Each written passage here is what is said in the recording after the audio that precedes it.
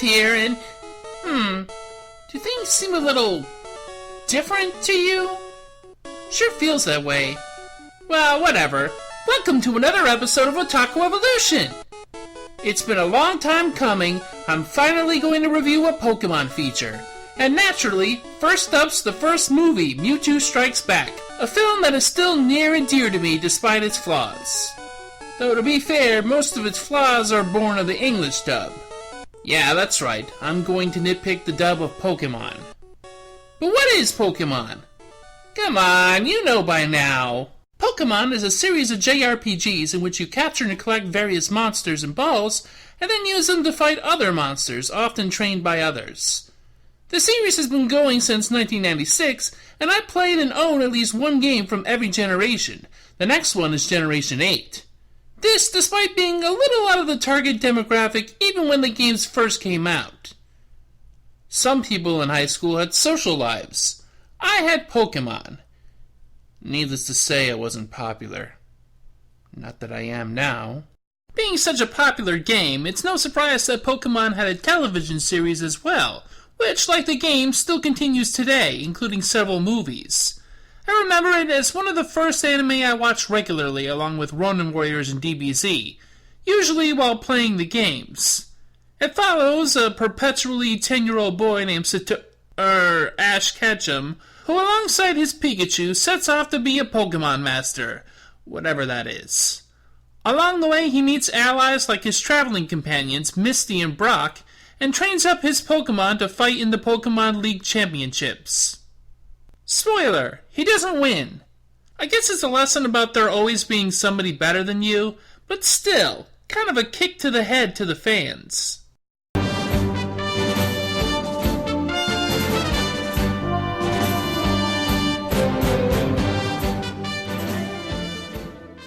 Pokemon fans collectively knocked the Earth out of orbit out of excitement when they heard a movie was being made out of their favorite game/show combo. I was lucky enough to see parts of it in Japanese online, and I saw it in theaters when the English version was released. Again, high school kid watching Pokemon in the theater with little tykes. Today it would probably be full of college students or older. Mewtwo Strikes Back sees our heroes invited to a mysterious island where they face off against the ultimate Pokémon, a clone of Mew called Mewtwo. Mewtwo has also taken up cloning, creating souped-up versions of the Pokémon the trainers who arrive have, with which he plans to prove the superiority of clones. And I guess he plans to, take over the world or something? It seems pretty direct in the English version, but super ambiguous in the Japanese one. Like he's just satisfied showing that he's better than everyone. And that, of course, is the core of the character of Mewtwo. And make no mistake, it's actually Mewtwo that is the central character of the movie, not really Ash and the gang. We follow their path to stopping his ambitions, but it's Mewtwo's pathos that takes center stage. I think that's a big reason why some people misunderstand this movie. It's not really about Ash. In fact, he doesn't even appear in it until 20 minutes in, if you go by the full version. That's a long time before we see our hero, because he isn't. He does play a key part, though.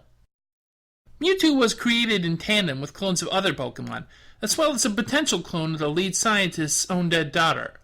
Mewtwo played with them in a dreamscape until their lives faded, and only he managed to survive into maturity.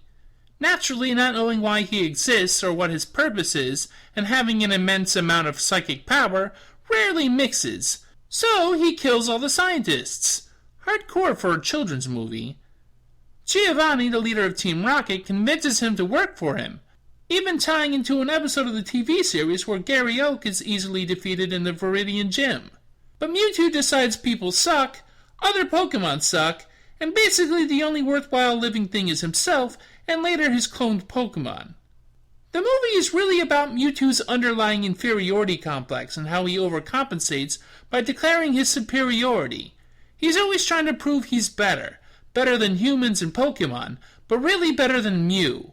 Because he was given no other reason to live by anyone he met other than being a Mew clone, he grew resentful and fearful and was determined to prove clones were better. This is where the English dub runs into some adaptation problems. In other words, it basically fumbles the ball when it comes to the moral. Now, in the English dub, we get the pat moral about how fighting is wrong, the Pokemon shouldn't be going as far as they are, or something of the sort. It's really a hypocritical lesson given what the games are all about, which is basically combat. It's a let's all get along type of message that even the most paranoid parent would find patronizing towards their child. Pokemon aren't meant to fight. Not like this. It's useless. What can come out of it? Nothing but pain. Why can't Mewtwo understand it's not right to force Pokémon to battle this way? I'd rather risk my life out in Mewtwo's storm than watch these Pokemon destroy each other. Oh, me too. I wish there were some way to stop them. I don't know what to do. Someone's gotta take a stand. Someone's gotta say no and refuse to fight. The lesson in the original Japanese version of the movie is different. It has almost nothing to do with the fighting itself, or even the degree, but the reason and the purpose of the fighting. It's a lesson about the equality of the originals and the copies as living beings, as they fight for superiority and how foolish the fight ultimately is. なんなのこの戦い。本物だって、コピーだって。今は生きている。みんな、生き物。作られたと言っても、この世に生きている生き物。本物とコピー。でも、同じ生き物同士、勝ち負けがあるわけ。でも、今はもう生き物。今は生き物。ミュウもミュウツーも。You see, in the Japanese version, Mew insists that the Pokemon that were made clones of are superior because they're the originals, not copies. Whereas Mewtwo believes that through genetic altering his clone Pokemon have more right to exist in the world because of their increased power. But it doesn't really matter, as both the originals and the clones are both fully living beings, and both deserve life just as much, at least intrinsically. It's this lesson that Mewtwo learns from Ash's sacrifice and the Pokemon's tears. And it's why when he erases Ash's and the gang's memories of the movie's events, it's not really a cop-out that undoes the plot, because the one who needed to learn the lesson retained it, and that was Mewtwo, and also Mew a little. Again, the movie is not about Ash, it's about Mewtwo. Mewtwo is the one who was taught through Ash the lesson of the movie. Mewtwo learns his inferiority complex is a waste of time. The English dub just plays it off as if it were all just like a bad dream that nobody will remember. But the truth is, Ash didn't need to learn anything here. He already had that part inside him that was necessary this whole time. The tears bringing him back to life is still a little hokey, granted, especially with the fable of the Pokemon tears in the English dub.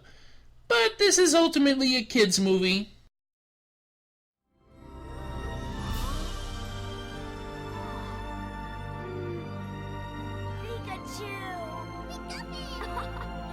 But again, this movie isn't about Ash, it's about Mewtwo. And the lesson is about how the clones and the originals have equal claim on life. It's also worth noting that the production values are wonderful.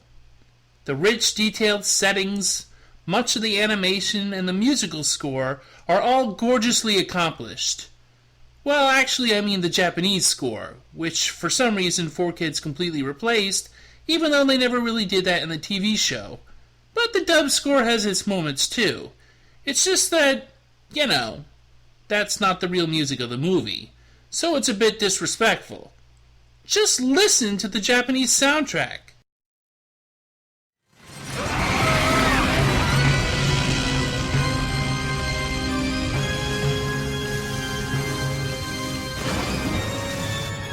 世界最強のポケモンを作る。私たちの夢が。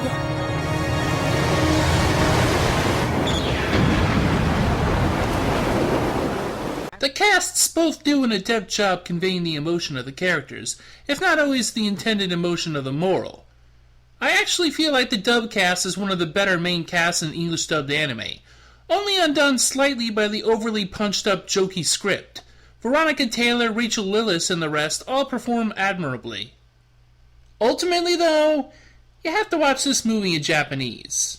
I know, it's Pokemon, I shouldn't be a stickler, but the experience is different and better in Japanese.